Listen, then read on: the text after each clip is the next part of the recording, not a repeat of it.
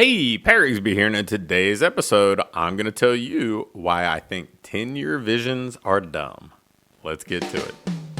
Welcome to the Fitness Business School podcast, the show for fitness business owners who want to grow their income, increase their impact, and improve their lifestyle. Be sure to listen till the end of this episode because we have a brand new special offer exclusive for listeners. So stay tuned. If you look at any of the business planning systems out there or operational leadership systems that are popular in certain segments of the entrepreneurial world, invariably they're going to tell you to have some 10 to 25 year, this grand vision. And it sounds good, right? Like it becomes this North Star thing that you say, that's what's going to drive us and that's what's going to motivate us. And it is, I think it's a good kind of sales tool because it's so abstract that there's not real immediate accountability to it or anything like that. I've been working is like in my adult professional life for 3 decades now, which when I say that, I'm not sure how I feel about it, but there's never been a 10-year span that I've looked at this and said, man, that 10 years even went kind of in the direction that I expected. If I look back in any 10-year span, like when I started my professional life, I was an assistant college baseball coach at 21, and I'm 51 now as I record this. And the way that I thought about it then, I thought maybe I'll go to grad school and do some of this, and I'll become a high school baseball coach. I remember doodling in class and writing down the various high schools in the region that I lived, that I felt like, hey, those places would be viable to potentially be a coach at. They were decent schools where I thought maybe you could field a competitive team. And 2 years later, I was the youngest college head baseball coach in the country. And then when I took that job, I remember vividly writing down on an index card what my goals were, and it was like, hey, eventually I would like to win 30 games in a season because, the school had never won more than 21 in a season previously. Then I was like, eventually I would like to be recognized as at least getting votes in the national poll, not even being recognized in like the top 25, just getting a vote. And I had some other benchmarks that were aspirational. They were further along than the program had ever been. And 5 years later, we finished 5th at the World Series. We had been nationally ranked, we were nationally ranked by year 3 in the top 25. There's so many things that happened very quickly, but by 6.5 years after I got the job, I was no longer a college baseball coach.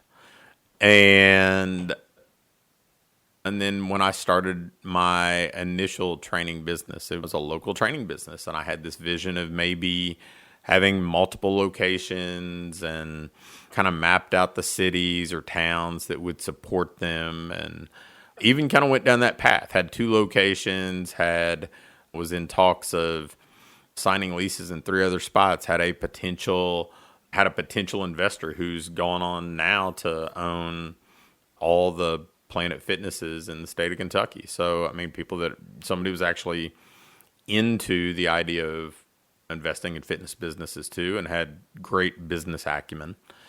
And then that vision kind of evolved, and it just kind of kept going and going. And I would say that even in the last probably 9 years that I've had my current business, which has probably been the most stable and most congruent with what I could have told you I wanted my business to be a decade ago.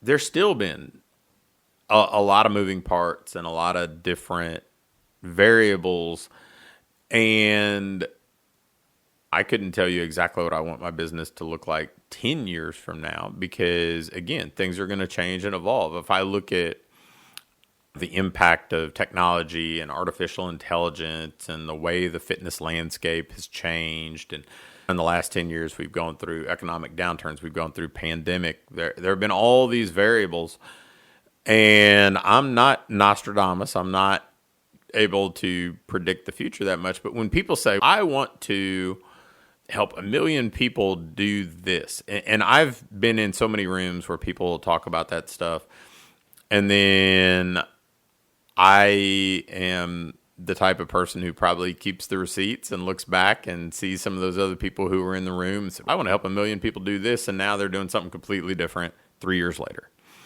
And it's not that having this vision for where you want to go in the future is bad at all, because I am very much a planner. It's just 10 years out might as well have been 30 years out when I was growing up. I mean, things move so fast, change happens so fast, the landscape keeps evolving.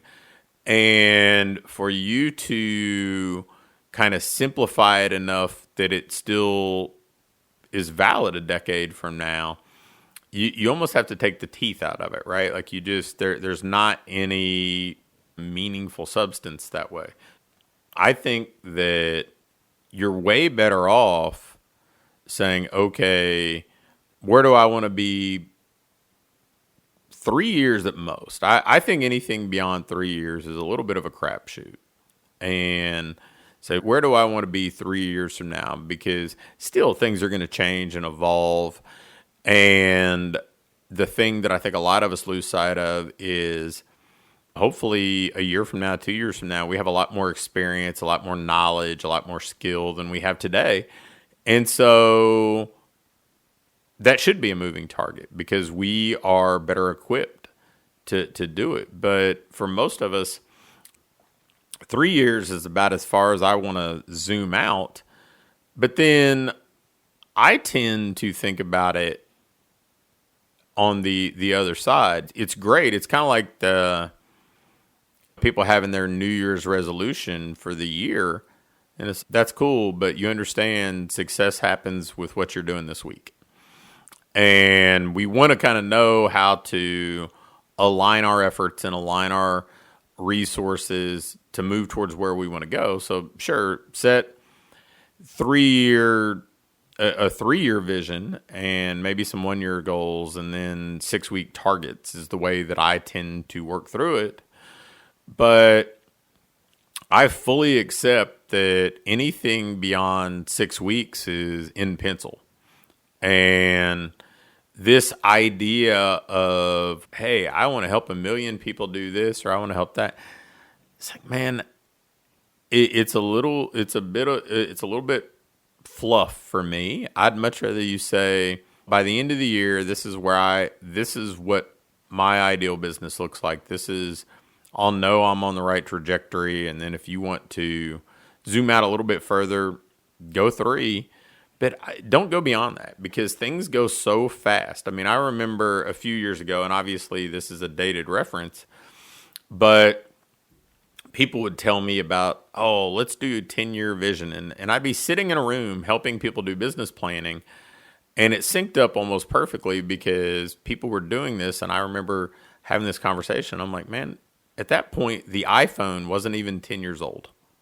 And I'm like, think about how much the world has changed and how much people's individual behavior has changed, how they operate, how they connect with one another, how they connect with the world at large, simply because of that one shift. And so I think that the person who would have been trying to plan a decade out at that point, I mean, that was just nothing that they could have probably imagined and all the cascading impacts that it would potentially have. So as you think about crafting your vision for the future, I would encourage you to spend a lot more time in that 3-year, 1 year, 6 week, and then ultimately 1 week kind of forecasting and making sure that you're kind of dialing things back and getting clear there. Because if you do, things are a lot more within your control. The targets that you want to hit become more clear. They become more relevant. They become more realistic. And you have an idea of what it's actually going to take.